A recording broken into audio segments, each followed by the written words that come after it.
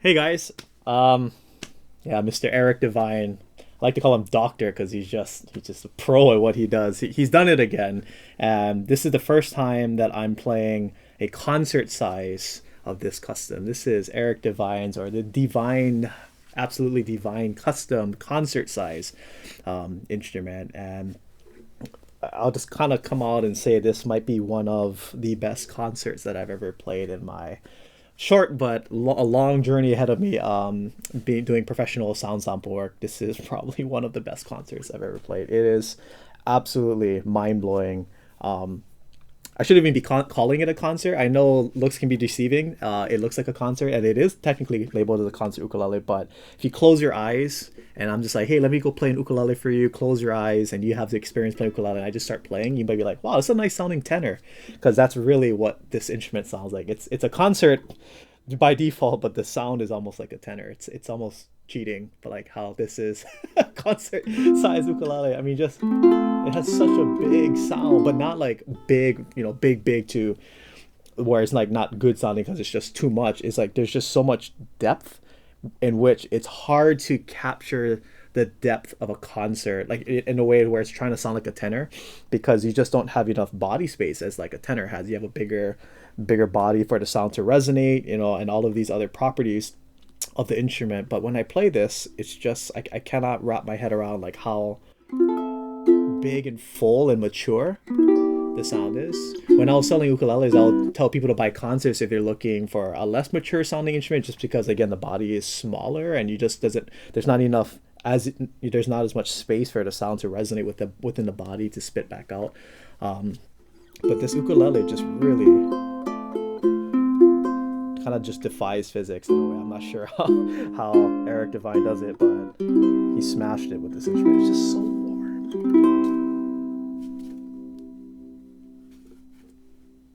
You can do it two times. I mean, well, I'll save the gushing and the sound in just a little bit, but let me go over some of the beautiful aesthetics of this instrument.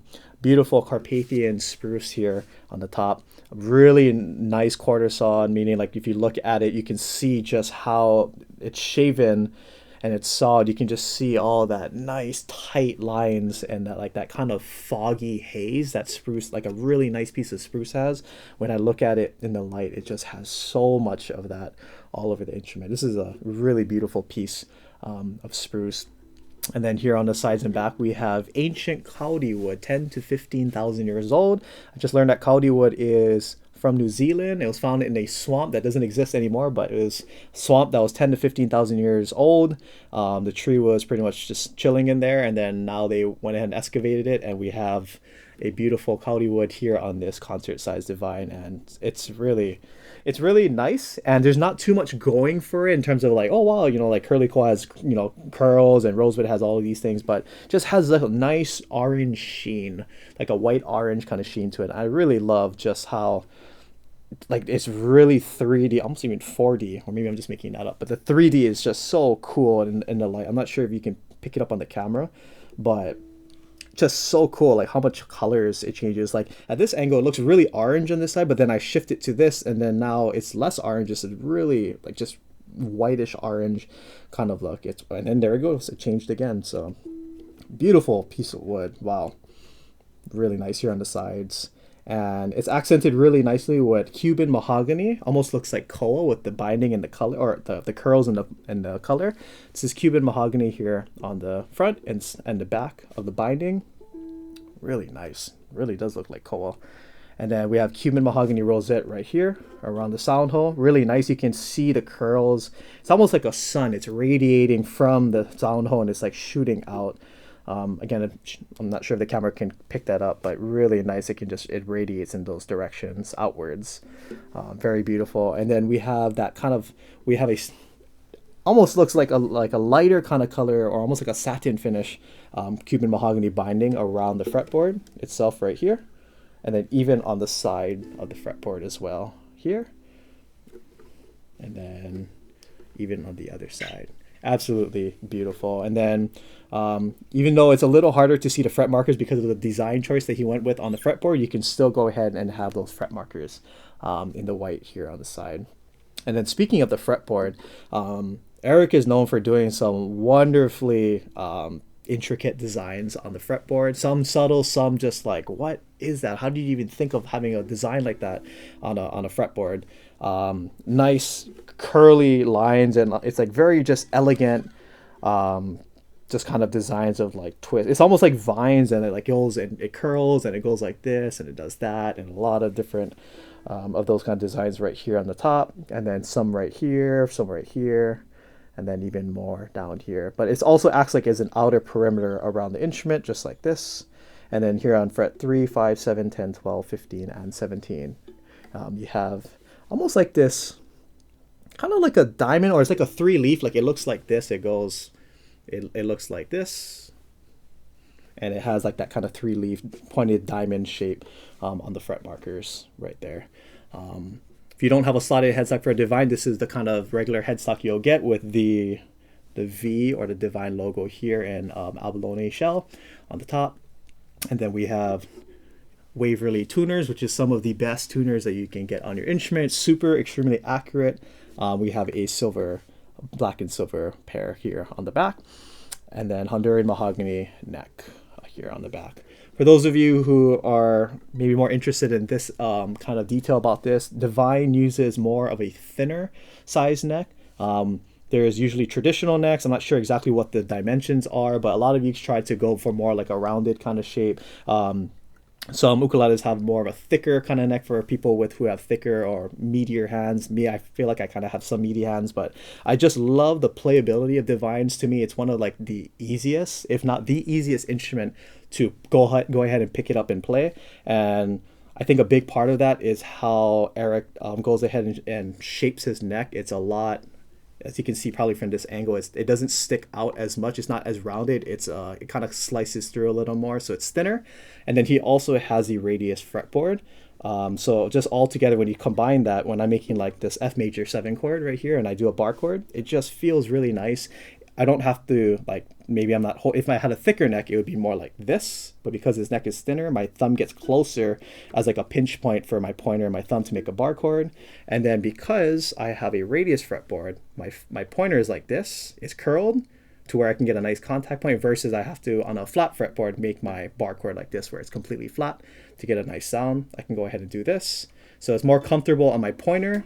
And then again, the thinner neck means I can have a closer pinch point to my bar chord like this. So whenever I pick up a DeVine, it just plays so effortlessly. I don't have to press hard. He always sets his action up more on the lower end. So if you're a fingerstyle player like me, or if you just love to kind of noodle in your instrument and play real soft, maybe play to yourself, this is one of those instruments for you, where you're just going to pick up the ukulele, play like a F chord, and just be like, wow, this feels really nice. It just feels right. And that's every time that I pick up a DeVine ukulele, it just feels like that. So yeah, that's pretty much like the playability factor of this. It's one of the best that you can get out there, in my opinion.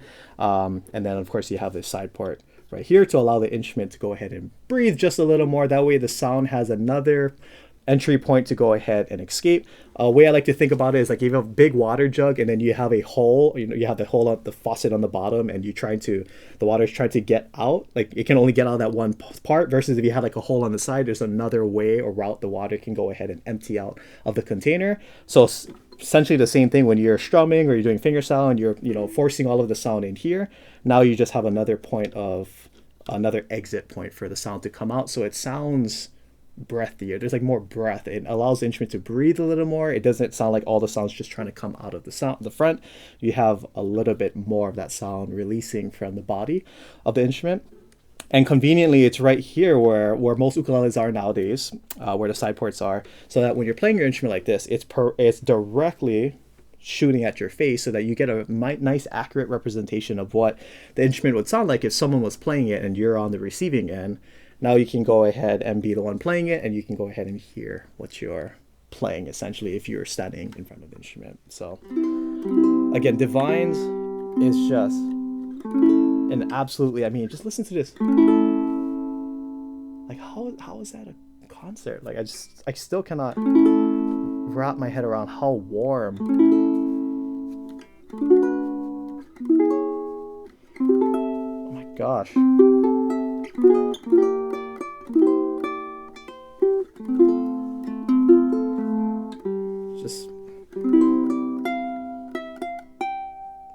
listen, how sweet that is.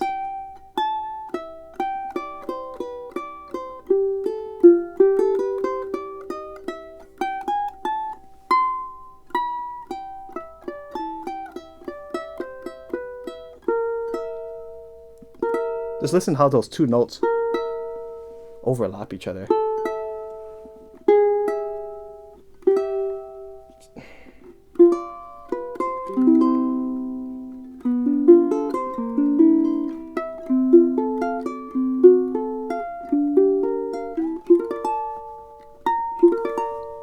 Like,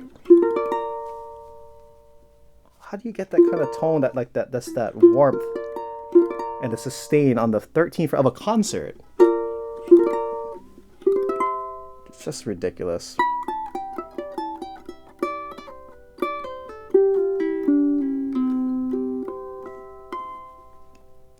There you have it, folks. This is Magically Divine Ukulele. So let's go ahead and try to live up to to this ukulele and try to do a sound sample. All right, here we go.